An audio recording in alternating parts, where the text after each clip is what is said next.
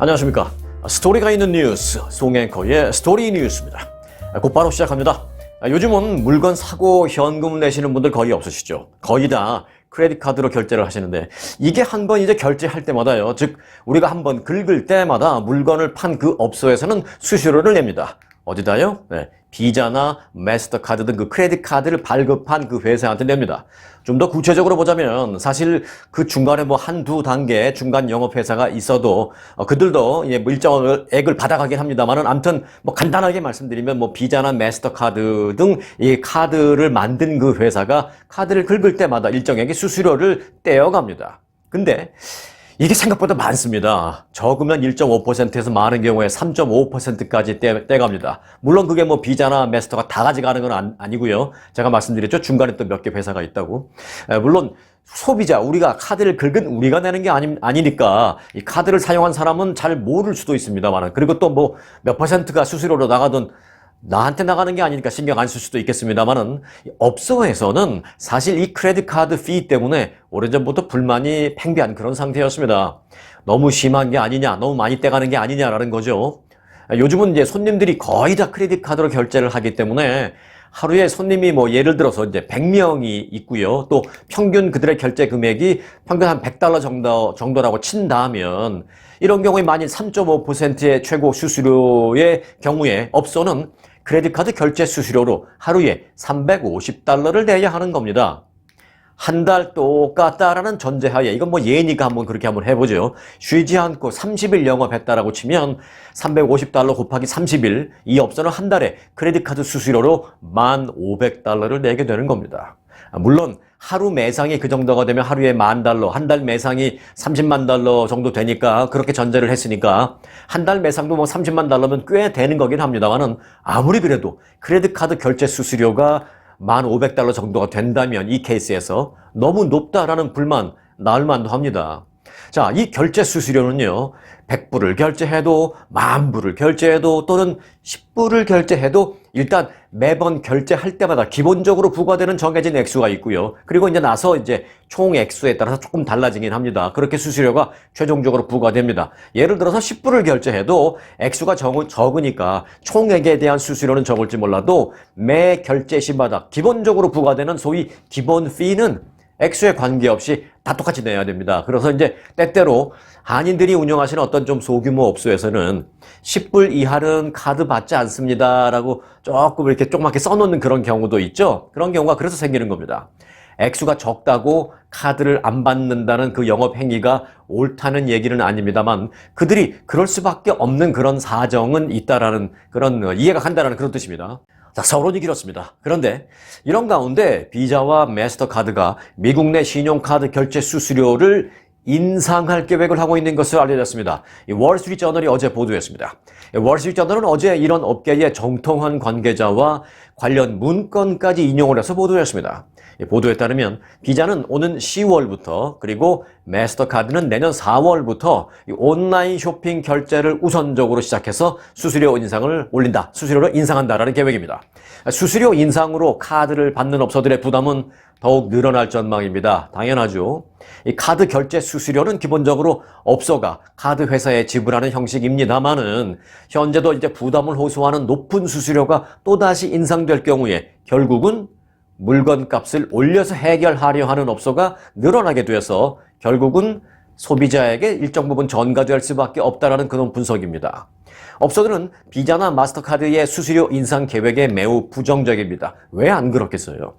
고물가와 고금리로 타격을 받고 있는 상태에서 이 카드 수수료를 인상한다라면, 지금은 사실 시기나 여건 모든 것이 올릴 시기는 아니다, 좀 올리기에는 좀 타이밍이 나쁘다라는 그런 불만이 지금 팽배한 상태입니다. 한편 크레딧 카드 수수료 인상 움직임에 대해서 미국의 이 정치권도 관심을 보이고 있습니다. 민주당 소속의 피터 웰치 상원 의원을 비롯해서 공화당 소속의 JD 벤스 상원 의원 등 2명은 지난 6월 이 카드 가맹 업소가, 그러니까 일반 업소가 비자나 마스터카드 결제망을 거치지 않고서도 해당 카드 결제를 처리할 수 있게 하는 법안을 발의한 바 있습니다. 구체적으로 기술적인 얘기는 좀 복잡하니까 제가 좀 빼겠습니다만은, 이런 거치는 단계를 줄인다, 이 얘기는 수수료를 덜 낼 수 있는 방법이다라는 뜻입니다. 자, 세계에서 돈을 제일 많이 버는 기업은 어디일까요?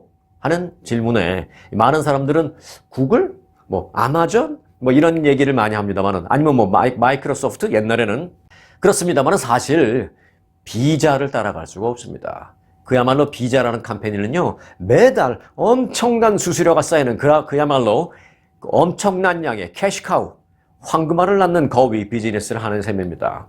그래서 이제 정치권을 상대로 한 그 로비를 하는데도 어마어마한 비용을 쓸 터인데요. 민주당의 피터 웰치 의원과 공화당의 제이디 벤스 의원의 이번 법안 발의가 과연 어떻게 될지, 과연 로비의 영향을 받지 않고 끝까지 가서 무언가 고객들에게, 소비자들에게 유리한 법안을 만들어낼지 상당히 저는 아주 매우 주목되는 그런 이슈입니다. 자, 크레딧 카드를 갖고 이번에는 어디를 가볼까요? 햄버거집 한번 가볼까요?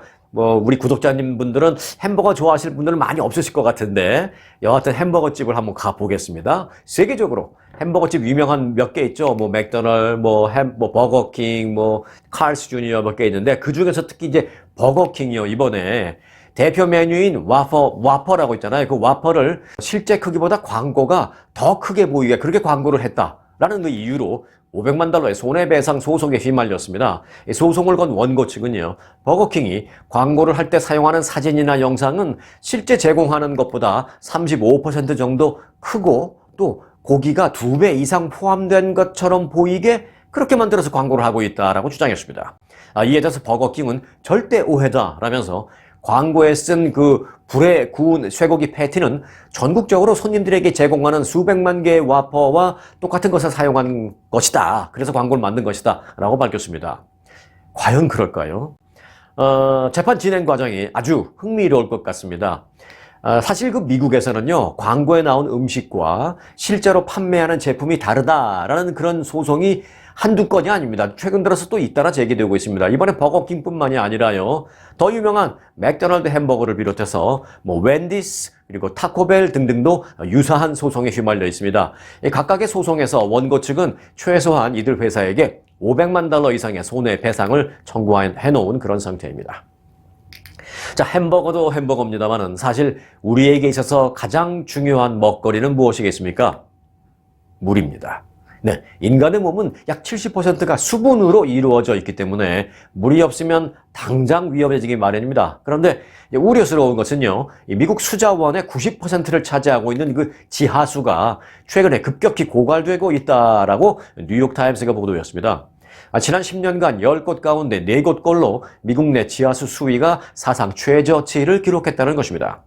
텍사스 대학 연구에 따르면 최근 캘리포니아주와 애리조나주의 그 지하수를 함유한 지층은 20년 전 데이터를 수집하기 시작한 이래 가장 낮은 수준을 보이고 있습니다. 이로 인해서 미국 전역에서 피해가 속출하고 있다는 보도입니다. 캔사스주 곡창지대에서는요, 지하수가 있는 지층이 고갈돼서 물을 충분히 쓰지 못함에 따라 옥수수 수확량이 급격히 감소했다고 합니다. 또 애리조나주 피닉스 인근은요, 지하수가 부족해서 주택을 짓기 어려운 실정이다라고 합니다. 또 주요 쌀 생산지인 아칸소주의 일부 지역은 대수층, 즉 지하수를 포함하고 있는 그 지층 용량이 10% 미만으로 떨어져서 지금 완전히 비상사태라고 합니다. 지하수를 사용하는 인간이 지하수층에 그 물이 채워지는 속도보다 더 빠르게 인간이 물을 끌어다 쓴 결과라는 것입니다.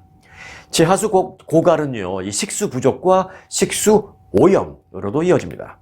미국 지질조사국에 따르면 미국 내 상수도 가운데 약 89%가 지하수에 의존을 하고 있습니다. 그런데 특히 해안 지역에 인접한 그런 지역의 경우에 물을 과하게 퍼올리면 그 지하층으로 바닷물이 흘러 들어가서 식수 오염이 불가피해지게 된다고 합니다. 심한 경우에는 암을 유발할 수도 있는 중금속 비소가 검출될 위험도 높아질 수 있다고 합니다.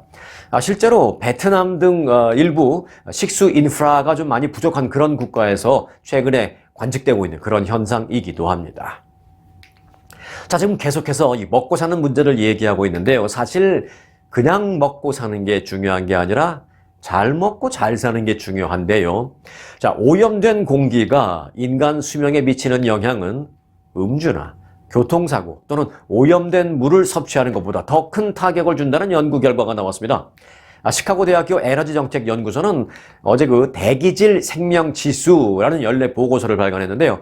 이에 따르면 초미세먼지에 따른 대기 오염은 인간의 수명에 미치는 영향이 음주나 또는 깨끗하지 않은 식수를 마시는 것보다 3.8% 더 크다고 밝혔습니다. 또 교통사고와 비교를 하면 오히려 5.8배 더 해로운 것으로 조사가 됐습니다. 이 초미세먼지에 장시간 노출되면 인간의 기대 수명이 평균 2.3년 단축된다는 점도 다시 한번 강조했습니다. 초미세먼지의 사이즈가 좀 설명이 좀 애매합니다만은 표현을 좀 하자면 이렇습니다. 머리카락 지름의 약 30분의 1 크기를 초미세먼지 사이즈로 볼 수 있는데 이런 초미세먼지는 폐와 혈류로 직접 침투해서 호흡기 질환, 암, 뇌졸중, 심근경색 등등을 유발할 수 있습니다. 세계보건기구는 초미세먼지를 막으려면이 아니라 잘 막으면 인간의 평균 수명을 2.3년 늘릴 수 있다고 설명을 했습니다. 한편 한동안 이 초미세먼지 최악의 국가로 꼽히던 중국은요, 10년 전인 지난 2013년부터 오염과의 전쟁을 선포하고 나름대로 애를 많이 썼습니다. 그래서 지난 8년간은 전반적인 대기질 수준이 좋아졌다라는 평가를 받고 있습니다. 물론 미국보다 좋다 그런 게 아니라 그 최악의 평가를 받던 상태보다는 중국이 지금은 좀 나아진 대기질이라는 것이죠. 그래서 최악의 상태보다는 지금 대기질 수준을 약 40% 정도 개선했다고 합니다. 자, 그런 결과 중국의 국민 평균 수명이 그 전보다 2년 이상 늘어난 것으로 조사됐다고 합니다. 반면에 인도, 방글라데시, 네팔, 파키스탄 등 현재 대기 오염이 또 가장 심한 곳으로 새롭게 꼽히고 있는 소위 남아시아의 4개국은 지금과 같은 오염 수준이 이어지면 국민의 평균 수명이 약 무려 5년 정도 줄어든다라고 세계보건기구가 경고한 바 있기도 합니다. 자, 대기 오염을 살펴봤는데요. 연관해서 미국 남동부 지역을 강타한 허리케인 잠시 살펴보겠습니다. 허리케인 이달리아가 플로리다주 서쪽 해안으로 상륙하면서 바람과 해일 등으로 인해서 정전, 홍수 등의 피해가 잇따르고 있습니다. 허리케인 이달리아는 어제 이 플로리다주 텔러해시와 게인스빌 사이에 위치한 빅밴드 지역의 키튼 비치로 상륙을 했습니다. 플로리다주에 접근을 하면서 카테고리 4등급까지 세력을 키웠던 그 이달리아는 상륙할 때는 다행히도 3등급으로 낮아졌으며, 그리고 상륙한 뒤 한두 시간 지난 뒤에는 또 다시 2등급으로 약화되었습니다. 이달리아는 이 플로리다를 관통해서 이제 조지아주와 사우스캐롤라이나, 노스캐롤라이나로 계속 이동을 하고 있는 과정인데요. 이 과정에서 더 이상 허리케인은 아니고 이제 좀 더 낮아져서 열대성 폭풍으로 세력이 약화되고 있다라는 그나마 반가운 소식입니다. 하지만 이미 지금까지 일부 지역의 그 피해는 발생했습니다. 플로리다주는 어제 강풍으로 나무가 막 쓰러지고 전선이 끊어졌고, 또 걸프만 인근에 24만 가구가 정전 피해를 입기도 했습니다. 또 해안선을 따라서 일부 주택의 경우는 지붕 높이까지 물에 잠기는 등의 피해를 입기도 했습니다. 다행히 아직까지는 큰 인명피해 보고는 없는 것으로 알려졌습니다. 네, 정치권 소식 이번에 좀 살펴보겠습니다. 트럼프 전 대통령이 공화당 경선 경쟁자인 비벡 라마스와미를 내년 대선에 부통령 후보로 선택하는 방안에 대해서 열려있다라고 밝혔습니다. 트럼프 전 대통령은 어제 미국의 스트리밍 서비스 블레이즈 TV의 글렌 백 쇼라는 프로에 출연해서 라마스와미를 러닝메이트로 고려해 봤습니까? 라는 질문을 받았는데 이렇게 답했습니다. 그는 아주 부통령 후보로 아주 괜찮을 것입니다. 라고 말했습니다. 2016년과 2020년 대통령 선거 때는 이 트럼프의 러닝메이트였던 사람이 마이크 펜스였죠. 전 부통령. 그런데 마이크 펜스 전 부통령은 지난 대선에서 트럼프의 대선 불복에 동조하지 않으면서 그때부터 사이가 완전히 틀어졌습니다. 자, 인도계로 유능한 젊은 보수다라고 지금 내세우고 있는 이 라마스와미는 지난 23일 트럼프가 불참한 가운데 열렸던 공화당 첫 경선 토론에서 트럼프가 21세기 최고의 대통령입니다. 이렇게 말을 했습니다. 이 때문에 라마스와미가 부통령 지명을 두고 그 염두에 두고 토론회에서 트럼프를 그렇게 축켜 세우는 발언을 한 것이 아니냐라는 그런 관측도 나오기도 했었습니다. 그런데 이번에 트럼프는요, 라마스와미가 훌륭하다고 생각한다 라고 맞장구를 치면서 누군가 나를 이 세대 최고의 대통령이라고 말한다면 나는 그가 누구든 간에 좋아한다 라고 말했습니다. 또 이 라마스와미에 대해서 트럼프 전 대통령은 이렇게 평가했습니다. 그는 똑똑하고 젊고 많은 재능을 가졌다. 아주 이게 very very very 세 번이나 말했어요. 아주 지적인 사람이다라면서 그는 토론회에서 지난번에 정말 자신을 차별화시키는 데 성공했다라고 평가를 했습니다. 그런데 이제 또 다만 라마스와미는 그 이 이후에 한 인터뷰에 나간 적이 있었는데 그 인터뷰에서는 또 이렇게 말했어요. 질문을 먼저 받기를 트럼프에게 부통령직을 제안받으면 당신은 수락하겠습니까? 라는 질문에 대해서 이렇게 말했습니다. 트럼프와 나의 공통점은요, 2인자 역할은 잘 못한다라는 것입니다. 라고 말해서 약간 좀 모호한 입장을 다시 또 약간 양다리 걸치는 그런 입장의 대답을 또 하기도 했습니다.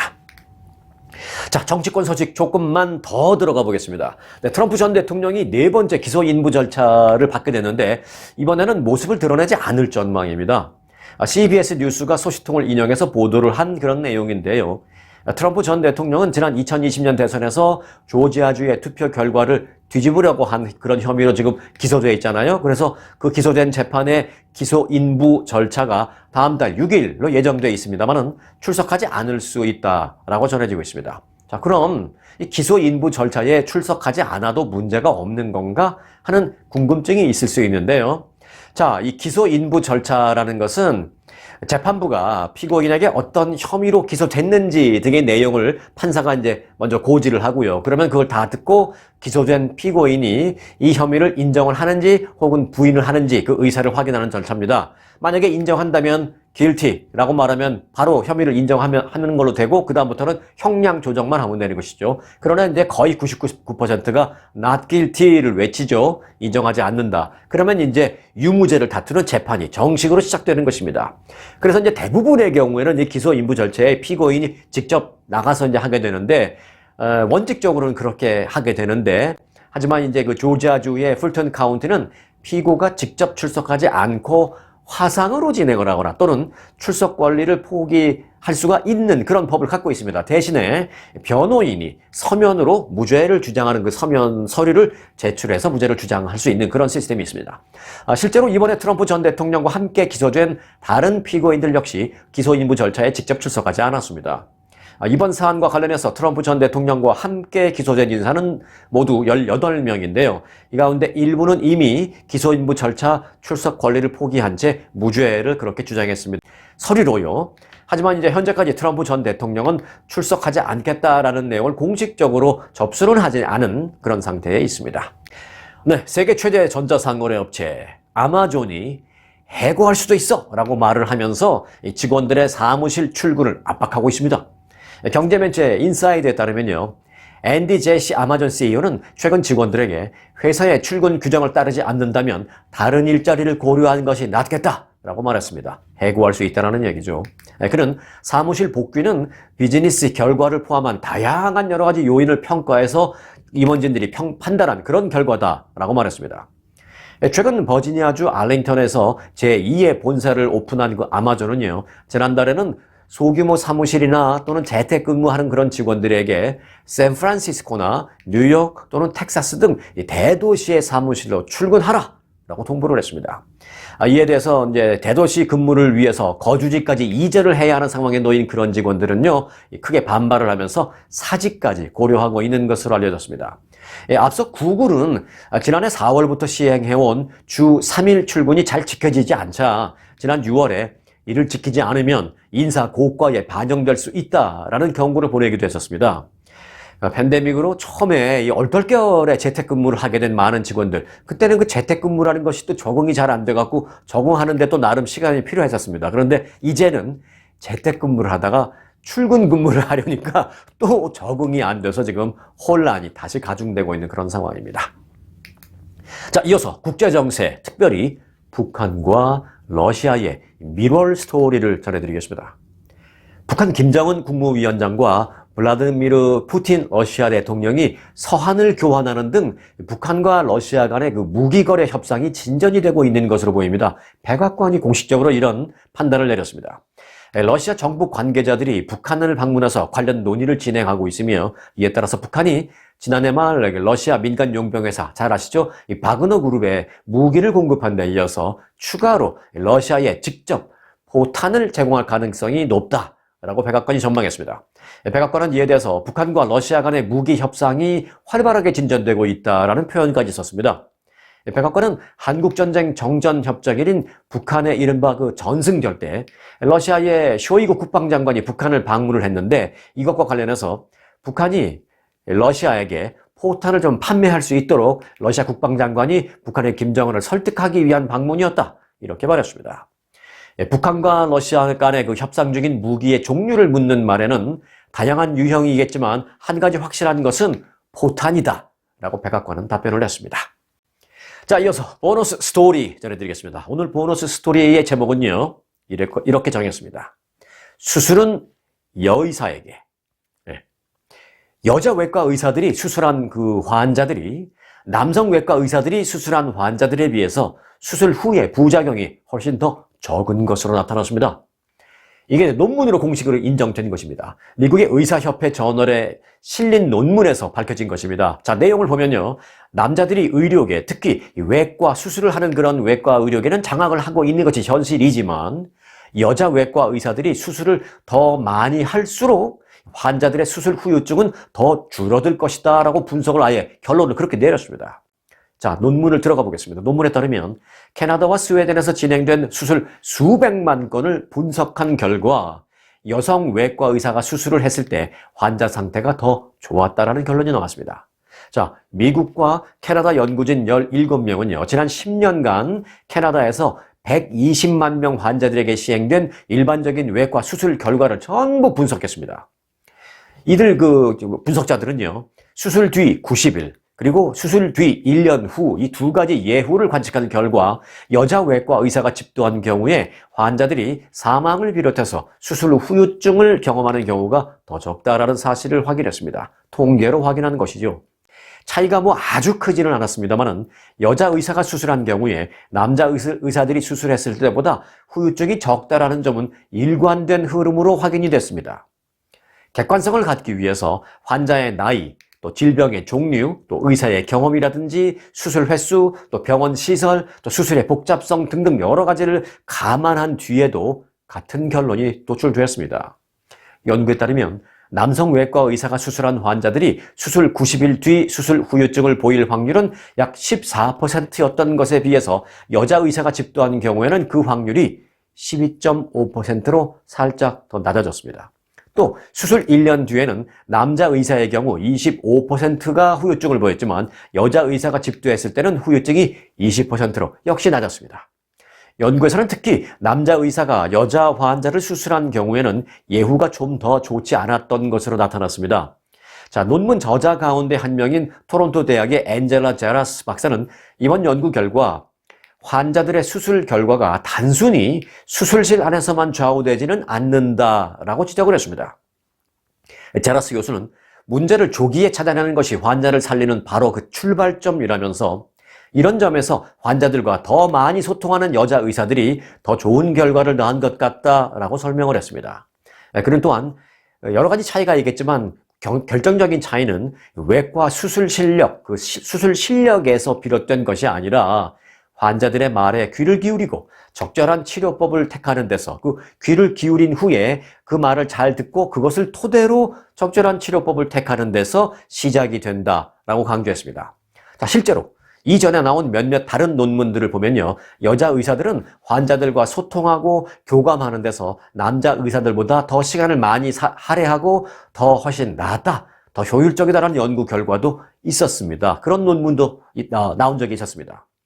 자, 스웨덴에서 조사된 바에 따르면요, 한 예가 있습니다. 담낭 제거 수술을 받은 환자 무려 10만여 명을 대상으로 이 조사 통계를 냈습니다. 그 연구에서 여자 의사들이 훨씬 더 세심하게 환자를 살펴서 수술 후유증이 적은 것으로 결론이 내려졌습니다. 실제로 여자 외과 의사들은 이 담낭 제거 수술을 하는 시간은 남자 의사들보다 좀 더 길었습니다.